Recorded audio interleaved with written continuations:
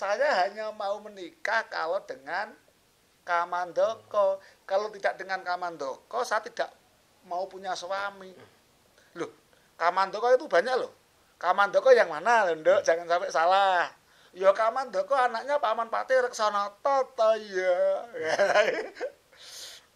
Menetes lah loh air mata seorang Patih Reksanata, Mas. Akhirnya oleh Adipati Pasir Dhuwur, orang tua dari Jeptoroso, sudah Nduk, masuk. Masuk toh. Bener loh Romo, saya dapat dikawinkan dengan Kamandoko. Iya, kamu masuk. Setelah masuk, Paman Patih Reksanata. Bagus ya, Pak. Kamu ternyata tidak bisa saya percaya. Kalau Kang Patih menghendaki Adipaten, monggo tak kasih ke. Dengan cara seperti itu kamu menghina saya sebagai seorang bupati. Tidak ngira saya, Kang Patih. Kamu mau ngelak? Kurang apa? Bukti? Dengar sendiri, telinga sampean. Di telinga seorang patih. Anak saya mengaku kalau Kamandoko itu putra sampean. Kenapa sampean tidak ngaku? Katanya. Kamu tahu, anak kamu Kamandoko mancing cidro di Taman Sari. Dan cidro itu masuk tanpa pamit. Waduh, Kanjeng Dipati, kalaupun saya dipidono pati monggo. Namun saya sudah jujur, memang saya tidak punya anak. Masih ingat? Itu Kamandoko bukan anak kandung saya, melainkan anak pungut atau anak angkat. Belum lama saya angkat karena saya kasihan. Sekarang gini, Paman Patih, sabut keris. Surat. Terus gimana, Bos? Terima keris ini. Dengan gemetar, diterima oleh Patih Reksanata. Keris itu jangan kembalikan ke tangan saya sebelum kau bunuh Kamandoko.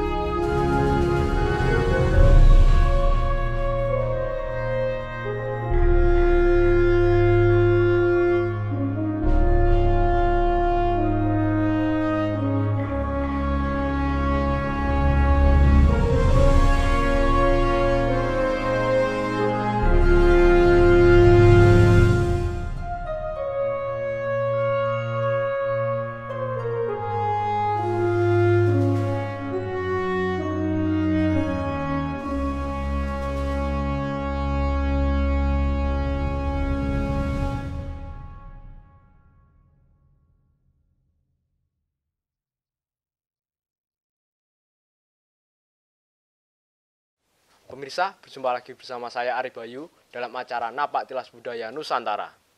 Kali ini saya sudah bersama Bopo Sutrisno.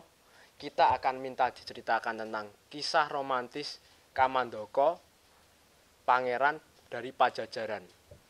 Nah, mau tahu ceritanya? Langsung saja kita tanyakan ke Bopo Sutrisno. Bopo Sutrisno, Ya. ini saya dan teman-teman ingin minta diceritakan Bopo tentang kisah cinta Kamandoko yang romantis, pangeran dari Pajajaran, Bopo. Ya. Bisa kau ceritakan, Bopo? Ya, semampu saya ya. Iya. Karena terbatasnya kemampuan tentu, kalaupun nanti salah, apalagi ini kisah romantis cinta itu. Iya. Mungkin yo keberuntungan saya pernah jadi anak muda. Ini saya yakin Mas Ari Bayu kok minta kisah cinta dalam kesempatan ini, mungkin ini spesialis ya. Iya. Mendengar gitu.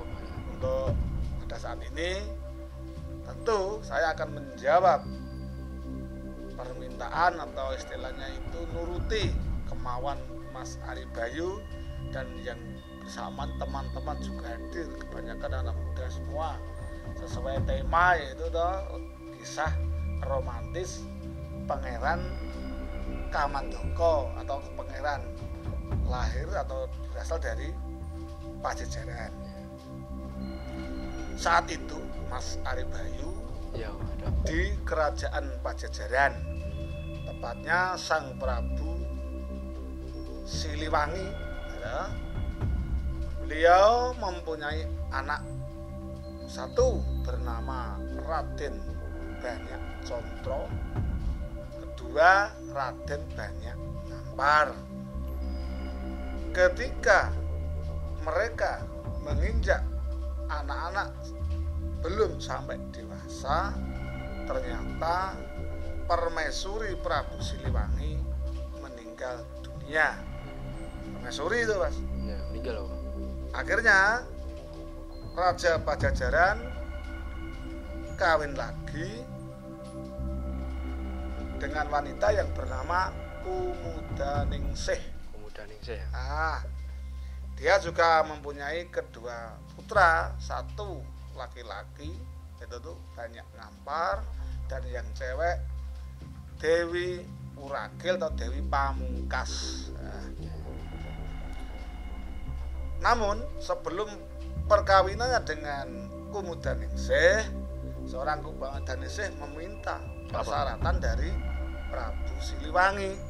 Syaratnya apa? Syaratnya itu saya kira wajar ya. Bagaimanapun niat seorang Kumudaningsih mengharapkan keturunannya jadi orang yang masyhur. Oleh Kumudaningsih mengajukan persyaratan, mengingat Sang Prabu atau Raja Pajajaran sudah duda, raja, apalagi sudah tahu mempunyai putra mahkota, yaitu kedua pangeran tadi, Banyak Contro dan Banyak Ngampar tadi, ya. Persyaratannya, jikalau nanti saya mempunyai putra kakung atau pria, sudilah kiranya sang raja Prabu Siliwangi untuk menjadikan anak saya menjadi raja di Pajajaran. Karena saat itu sangat cintanya seorang Prabu Siliwangi pada Kumudaningsih, disanggupi, Mas. Disanggupi apa itu? Jenenge wong lanang. Ya. Apa itu wong ayu, iya lah, contoh kecilnya itu. Termasuk Mas Ari Bayu, misalnya kalau ceweknya minta dibelikan motor, pasti orang ketang golek-golek ya sago gitu kan. Ketawa-ketawa nih teman-teman yang ada di studio. Tidak lupa teman-teman dari Napak Plus juga yang masih bujangan itu. Akhirnya, Mas, Sang Prabu Siliwangi tetap memutuskan yang jadi putra mahkota adalah Pangeran Banyak Contro. Ya, terlepas istrinya tuh terima atau tidak. Ya, terus tapi terima, kan enggak keputusan di tangan raja. Ya. Karena saat itu walaupun seorang Prabu Siliwangi menyagui, oke lah, anakmu jadi raja Pajajaran. Setelah Pangeran Banyak Contro menghadap Prabu Siliwangi, raja Pajajaran yang sudah berumur remaja, akhirnya didhawuhilah seorang Banyak Contro, "Ger, kamu akan saya nobatkan sebagai raja di Pajajaran. Dan adikmu kelak akan membantu kamu menjadi seorang raja yang arif dan bijaksana." Oleh Pangeran Banyak Contro ditolak, Mas. Ditolak apa? Yang ditolak adalah seorang Pangeran Banyak Contro tahu silsilah persyaratan untuk menjadi raja. "Maaf Romo, saya dinobatkan sebagai raja di Pajajaran karena posisi saya seorang putra Pambarep." Tahu Pambarep? Apa itu? Anak pertama dari seorang raja dan mijil kakung. Mijil kakung itu gimana? Cowok. Oh iya. Jadi ya seorang raja itu anaknya cowok dan Pambarep, anak pertama gitu loh, Mas. Anak Itu pertama harus, cowok gitu harus ya? raja, harus Pambarep, Mas. Istilahnya. Istilah putra mahkota seperti pangeran di Inggris itu. Nah, dari yang tertua terlebih dahulu. Lah, karena kecerdasan seorang Pangeran Banyak Contro yang mengetahui silsilah dan aturan untuk menjadi seorang raja kalau sudah mempunyai permaisuri. Ya, akhirnya oleh Sang Prabu Raja Pajajaran, kalau begitu kamu cari saja wanita, kalau putra raja, raja mana, kalau putra bupati, bupati mana, bilang sama Romo dan Romo akan melamar. Akhirnya seorang Banyak Tontro matur sama Romo, Romone maksudnya ya, gimana Pak? maaf Romo, wanita yang saya kehendaki untuk menjadi permaisuri di sisi saya nanti, yang saya inginkan paras wajahnya ada kemiripan dengan Swargi Kanjeng Ibu. Dengan ibunya gitu? Ya sudah wafat tadi. Oh iya.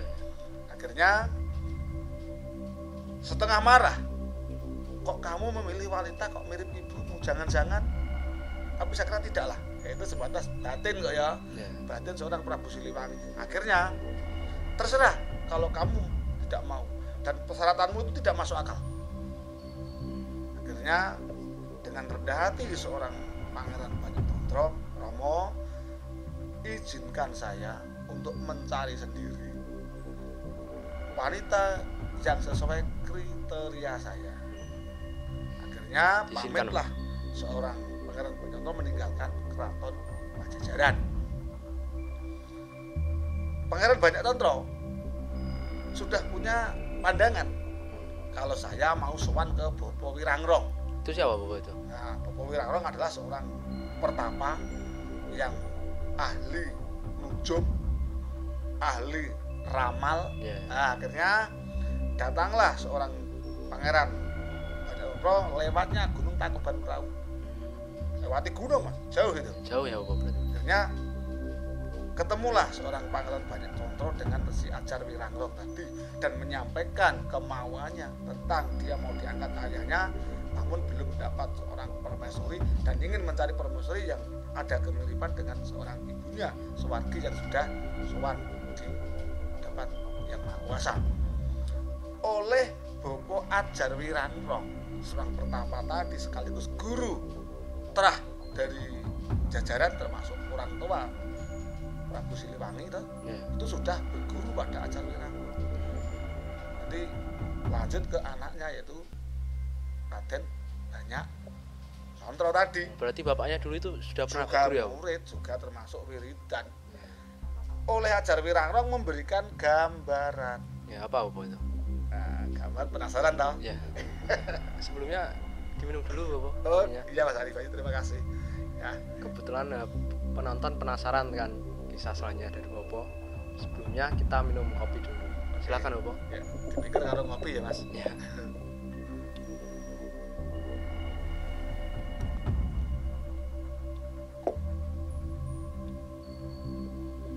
Ajar Wirangrong memberikan gambaran kalau yang jadi angan-angan seorang Pangeran Banyak Tontro, gadis itu hanya ada di Kadipaten Pasir Luhur.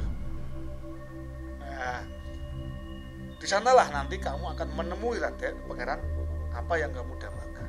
Ya. Terus gimana Bu itu? Terus oleh Pangeran Banyak Tontro, Pasir Luhur itu mana? Kamu jalan ke timur, nanti kamu akan mengetahui Kadipaten Pasir Luhur. Namun kedatangan kamu ke Pasir Luhur tidak boleh membawa nama besar dan identitas pangeran sebagai putra dari kerajaan Pajajaran. Harus ngelakoni ngamandoko. Ngamandoko itu apa Bu itu maksudnya? Ngamandoko itu istilahnya nyamur laku atau menyamar. Oh, menyamar ya. Akhirnya oleh Ajar Wirangrong dan seorang Pangeran Banyak Tontro mengikuti perintah dari Bopo Ajar Wirangrong, memakai baju sudro, pakaian ala orang pemuda desa, dan dia memakai nama Raden Kamandoko atau Kamandoko. Radennya itu hanya kita memberi nama ya. Tapi Kamandoko, seorang Kamandoko tetap ngakunya ya Kamandoko gitu, nggak pakai Raden. Oleh Kamandoko akhirnya dia sampailah ke Kadipaten Pasir Luhur. Lah, Kamandoko dia datang ke Kepatian. Kepatian Bapak. Di tempatnya Patih itu loh. Oh iya ya. Wakil seorang adipati. Kalau tingkat kabupaten, kalau keraton ya Patih seorang. Lah, Kamandoko masuklah ke Kepatian. Ya, kebetulan di situ ada seorang Patih Kamandaka bersama istrinya. Oleh Patih Kamandaka ditanya, siapa kamu? Saya adalah Kamandaka Gusti Patih. Ngapain kamu ke sini? Saya ingin mencari pekerjaan. Nah, itu. Oleh ibunya, seorang istri Kamandaka, maaf Romo, kita ini kan tidak punya anak, tidak punya keturunan. Lah anak ini kelihatannya kayak masih muda, belia dan cakep dan tampan, tidak kalah dengan raden-raden yang ada di Pasir Luhur. Akhirnya atas usul Nyai Patih Reksonoto dan setujui Patih Reksonoto, akhirnya seorang Kamandaka menjadi anak angkat Patih Reksonoto. Ya. Paham ini ya? Ya, dengan gelar Raden Kamandaka karena jadi anak Patih. Dan berjalannya waktu, Mas, Ya. di Kadipaten Pasir Luhur ada kebiasaan upacara adat itu nangkap ikan di Sungai Logawa. Sungai Logawa ya, Bu? Nah, sungai namanya Sungai Logawa. Di situ setahun sekali diadakan penangkapan ikan. Istilahnya semacam ruatan gitu loh, Mas. Lah, keluarga Kadipaten harus membawa pasangan masing-masing. Termasuk karena saat itu putra Bupati Pasir Luhur banyak cewek semua. Nah, ada 5 kalau tidak salah ya, perkiraan saja itu, katakanlah anaknya banyak dan semua sudah bersuami kecuali yang bernama Dewi Bungsu Septoroso. Bungsu dari kata ruju, anak terakhir. Akhirnya semua putri-putri yang ikut lelomban itu mencari ikan di kali Logawa tadi, ya toh, beserta suami-suami mereka, dan Bungsu Septoroso tidak diikut ke situ karena belum punya suami, hanya ikut datang tapi dari kejauhan, tidak ikut untuk datang ke Sungai Logawa, hanya di sekitar lokasi situ. Cuma melihat gitu ya. Ya. Lah, secara bersamaan Kamandaka juga menonton acara itu karena terbuka untuk rakyat Pasir Luhur. Lah, nontonnya seorang Kamandaka sebenarnya dilarang, tidak boleh keluar dari kepatihan. Karena apa? Ya, setaunya rakyat Pasir Luhur ya tidak punya anak. Nah, namun oleh Kamandaka wajar dong ingin tahu berapa toh luasnya seorang Kadipaten Pasir Luhur. Nah, di saat acara itu, Mas, ternyata mereka tidak sadari, mereka saling melihat. Dari hati Kamandaka, wah itu ada cewek cantik. Dari hati dari Septoroso, wah itu ada cowok ganteng. Wajar enggak?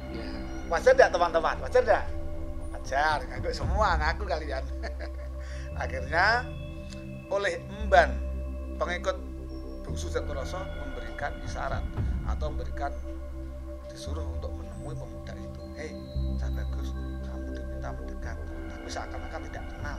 Dia hanya mendekat, bisa berdialog, tapi seakan-akan sama-sama nonton. Ayo, tahu maksud saya ya? Istilahnya dekat, tapi seakan-akan dia pura-pura nonton aja lah.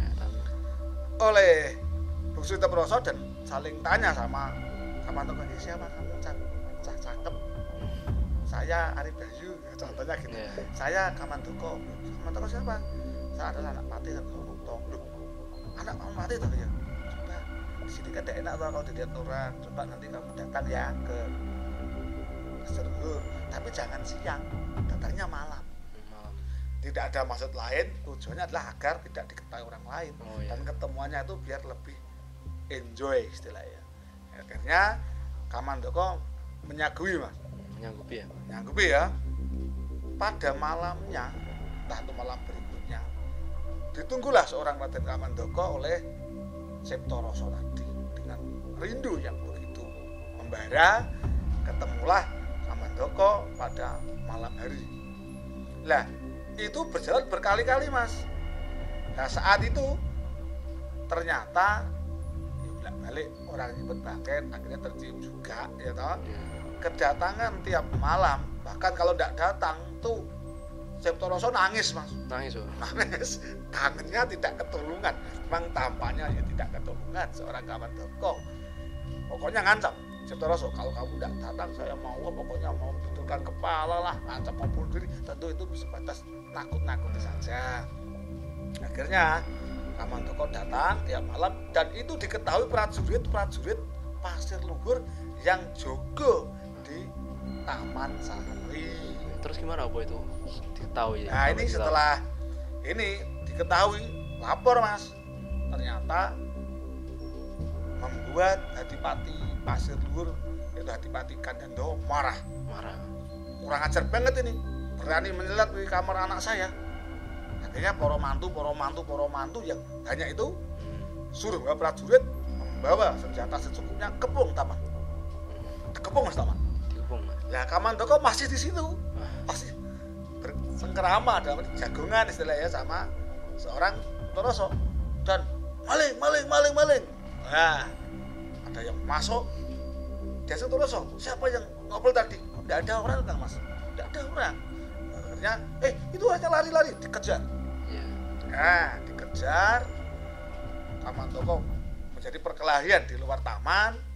Berkelahi dan Kamandoko berhasil lolos dari keroyokan para putra mantu itu. Berhasil lolos, oh? Lolos dan Mas. Banyak ya Bapak itu? Keroyok banyak dan senjata lengkap. Oleh Kamandoko dia nantang, jangan kamu keroyok saya 1 atau 2, 10 saya tidak takut. Ketahuilah, saya adalah Raden Kamandoko, putra Patih Reksonoto. Lias, nggak jadi ngejar loh. Maaf, tadi malingnya ngakunya kok Patih Reksonoto anaknya. Kalau gitu, jangan-jangan itu benar, itu anak Patih Reksonoto. Udah gini aja, nggak usah dikejar, lapor saja ke Romo. Nah, akhirnya pulang ke Pasir Luhur ya. Menghadap Ratu Adipati Kandando. Akhirnya lapor dan itu diterima oleh Adipati Kandando. Marah Mas, kurang ajar banget ini. Panggil Patih Reksonoto. Nah, dipanggil Mas. Malam-malam itu juga panggil langsung. Maaf, Sang Adipati Kandando malam-malam memanggil saya Patih Reksonoto. Apakah ada peristiwa apa di sini dan apakah saya akan mendapat hukuman? Kang Patih Reksonoto, saya mau tanya. Kang Patih Reksonoto jadi patih di Pasir Luhur udah lama. Saya tahu watak sampean dan kamu tahu watak saya sebagai patih di Pasir Luhur. Tanya ya, jawab dan jujur. Apa Kakang Patih Reksonoto punya anak bernama Kamandoko? Tidak punya Kanjeng. Saya tanya lagi. Kakang Patih punya anak yang bernama Kamandoko. Sang Adipati, saya tidak punya anak yang bernama Kamandoko. Oh gitu ya. Namun alangkah tidak adilnya saya kalau tidak memantapkan. Benar, tidak punya Kanjeng. Saya minta Kang Patih duduk diam dan jangan bicara kalau tidak saya tanya. Diajeng, panggil adikmu Cipto Roso. Panggil. Datanglah seorang Cipto Roso. Dek Cahayu, anaknya Romo. Nah, ini Romo kok ini tahu toh? Paman Patih Reksonoto hadir di sini. Enggak tahu Romo. Ini tuh ngerembuk Kakang Patih Reksonoto ini ngelamar kamu. Asik. Ngelamar kamu. Dan kamu saya panggil ke sini toh. Saya kan enggak tahu nanti kalau Kakang Patih Reksonoto paman ini toh, paman Patih ngelamar, kok saya terima, kamu tidak mau. Kan saya tidak enak sebagai orang tua. Katakanlah orang tua itu manut anak. Jawab ya Nduk, biar paman Patih dengar sendiri. Jikalau pamanmu melamar kamu untuk menjadi menantu, kamu mau atau tidak? Kalau kamu mau, saya cari hari perkawinannya. Terus siapa Bapak itu? Cipto Roso, Romo, saya hanya mau menikah kalau dengan Kamandoko. Kalau tidak dengan Kamandoko, saya tidak mau punya suami. Loh, Kamandoko itu banyak loh. Kamandoko yang mana, Nduk? Jangan sampai salah. Ya Kamandoko anaknya Paman Patih Reksonoto toh ya. Netes lah loh air mata seorang Patih Reksonoto. Akhirnya oleh Adipati Pasir Luhur, orang tua dari Cipto Roso, sudah Nduk, masuk. Masuk toh. Bener loh Romo, saya mau dikawinkan dengan Kamandoko. Iya, kamu masuk. Setelah masuk, Paman Patih Reksonoto. Bagus ya. Kamu ternyata tidak bisa saya percaya. Kalau Kang Patih menghendaki Adipaten, monggo kasih dengan cara seperti itu kamu menghina saya sebagai seorang bupati. Tidak ngira saya, Kang Patih. Kamu mau ngelak, ngelak. Kurang apa? Bukti? Dengar sendiri, telinga sampean. Telinga seorang patih. Anak saya mengaku kalau Kamandoko itu putra sampean. Kenapa sampean tidak ngaku? Katanya. Kamu tahu, anak kamu Kamandoko mancing cidro di Taman Sari. Cidro itu masuk tanpa pamit. Waduh, Kanjeng Dipati, kalaupun saya dipidono pati monggo. Namun saya sudah jujur, memang saya tidak punya anak. Masih ingat? Itu Kamandoko bukan anak kandung saya, melainkan anak pungut atau anak angkat. Belum lama saya angkat karena saya kasihan. Sekarang gini, Pak Patih, sabut keris surat. Terus gimana, Pak? Terima keris ini dengan gemetar, diterima oleh Patih Resonoto. Keris itu jangan kembalikan ke tangan saya sebelum kau bunuh Kamandoko.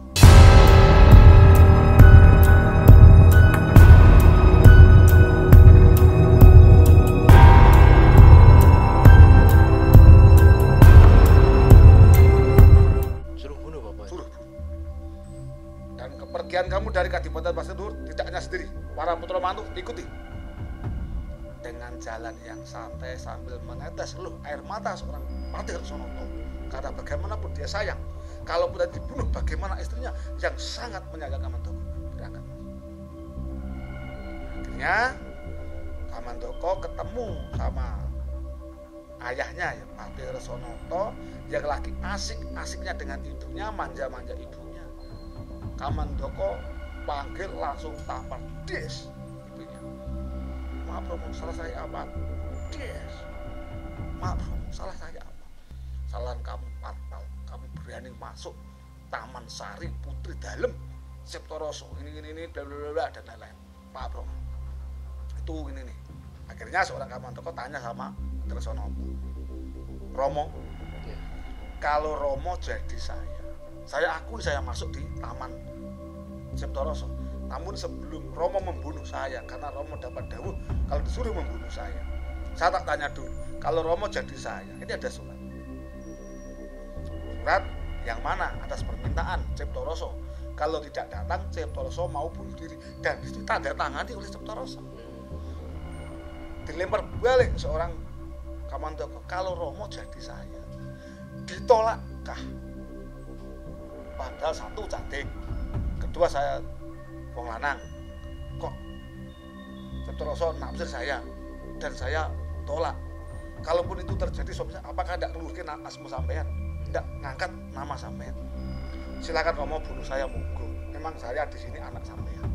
Saya yakin walaupun saya anak angkat, tapi saya merasa Romo adalah yang pribadi saya, orang tua saya. Saya rela mati di tangan Romo. Nangis seorang Sonoto.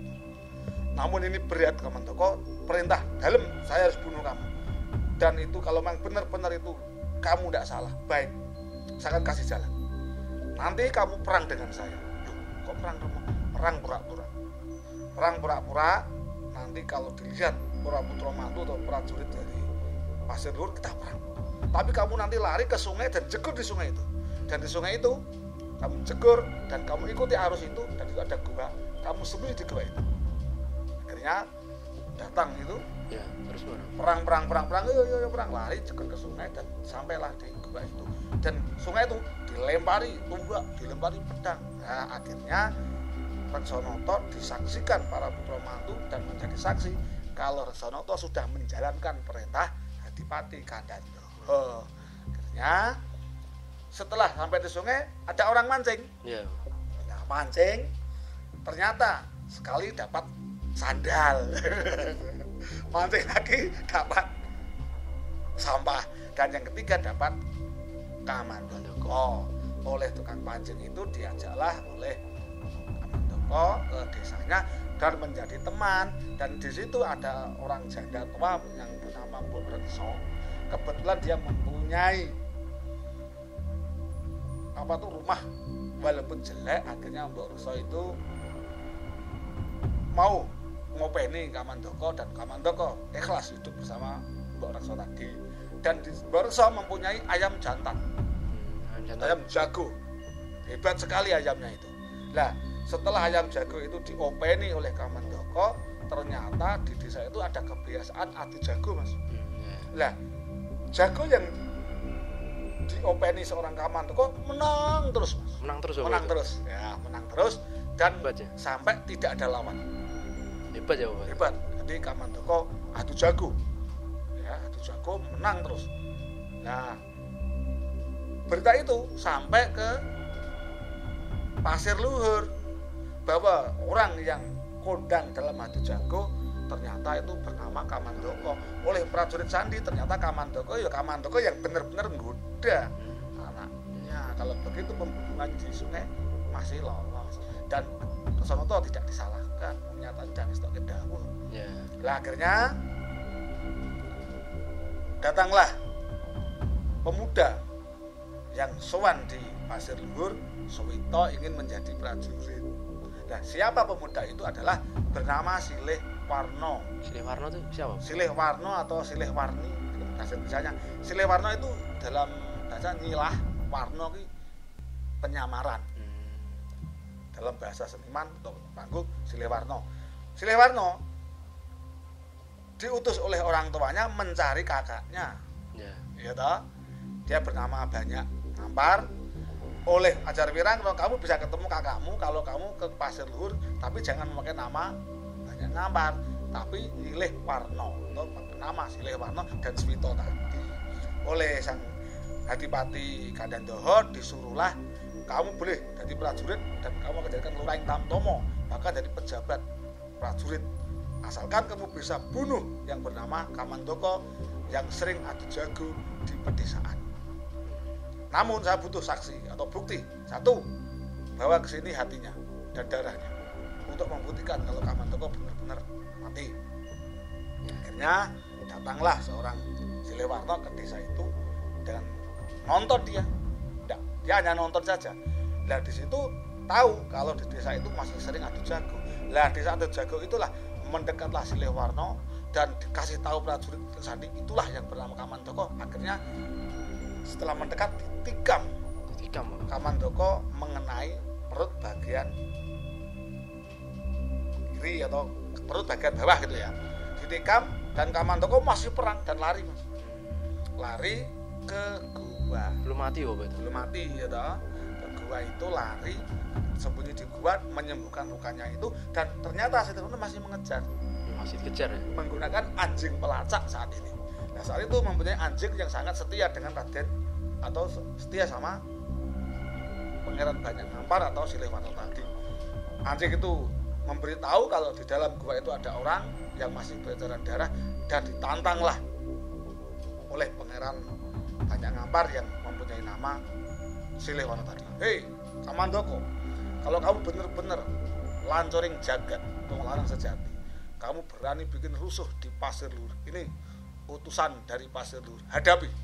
Ya, terus gimana Kamandaka? Dari dalam gua ngomong, hei Pawongan, jangan sok jago kamu. Saya jangan anggap kalah. Kalau kamu menantang, ini hadapi. Salah Pangeran Banyak Tontro, putra dari Pejajaran. Seketika gemetar, Mas. Pangeran Banyak Tontro dari Pejajaran. Maaf, jangan aku kamu. Saya inilah Pangeran Banyak Ngampar. Bong. Nah, yang ada dikira bong oleh Pangeran Banyak Tontro. Kalau kamu benar seorang Banyak Ngampar putra dari Pejajaran, sebutkan siapa raja di Pejajaran. Prabu Siliwangi. Siapa anak yang tertua? Pangeran Banyak Tontro. Siapa adik Banyak Tontro? Banyak Ngampar, saya ini. Dan siapa istri yang kedua yang setelah ibu meninggal? Udaningsih. Siapa anaknya? Banyak Blabur. Yang cewek siapa namanya? Tahu semua ya? Tahu semua. Nah, setelah itu akhirnya terakui. Ya. Terakui ternyata mereka adalah sama-sama putra dari Pejajaran, dan misi seorang Banyak Ngampar ketemu sudah berhasil dan minta untuk pulang.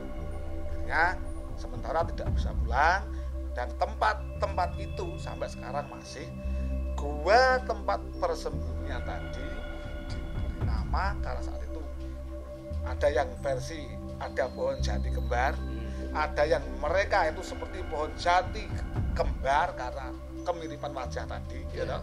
Banyak ngampar dan banyak itu kan ada kemiripan seperti jati itu jati kegigihan. Kuat. Sampai sekarang tempat itu diberi nama Guwa Jati Jajar. Guwa Jati Jajar ya, Bu. Nah, Itu tempatnya berada di mana, Bu? di Laladan sakulone sebelah barat Pasir Luhur yang sekarang itu arah Semarang Barat di antara Pajajaran. Nah, demikian tadi Mas Ari Bayu kisah romantisnya seorang Ciptaroso. Untuk selanjutnya versi yang lain ada kisah Kamandaka serial Lutung Kasarung. Untuk cerita hari ini mohon maaf apabila ada salah nama dalam menyebutkan, salah nama, ketinggalan dalam peninggalan nama-nama tokoh atau yang lain, saya mohon maaf karena terbatasnya kemampuan saya. Namun ini sekelumit gambaran tentang kisah romantisnya Pangeran Banyak Contro atau Kamandaka di Kadipaten Pasir Luhur dengan putrinya Bungsu Ciptaroso. Kurang lebih mohon maaf dan mohon dimaafkan untuk pemirsa yang ada di studio dan teman-teman Napak Tilas Budaya Nusantara. Jika ada versi yang lain, saya yakin saya belum tentu benar dan saya yakin Anda belum tentu salah. Terima kasih. Terima kasih Opo atas kisahnya tadi. Nanti selanjutnya bisa dikisahkan seri selanjutnya ya Opo. Ya, ada itu kisahnya Lutung Kasarung. Ya, Lutung Kasarung ya Opo ya. Nanti kita minta dikisahkan di episode selanjutnya. Itu tadi pemirsa, kisah dari Bopo mengenai kisah cinta romantisnya Kamandaka, pangeran dari Pajajaran. Tetap ikuti video kita selanjutnya, yaitu seri Kamandaka versi Lutung Kasarung ya Opo ya. Iya. Ya, itu tadi pemirsa. Apabila ada salah kata, kami mohon maaf. Jangan lupa klik like, comment, dan subscribe agar kita terus bersemangat. Tetap di Salam Napak Tilas Budaya Nusantara.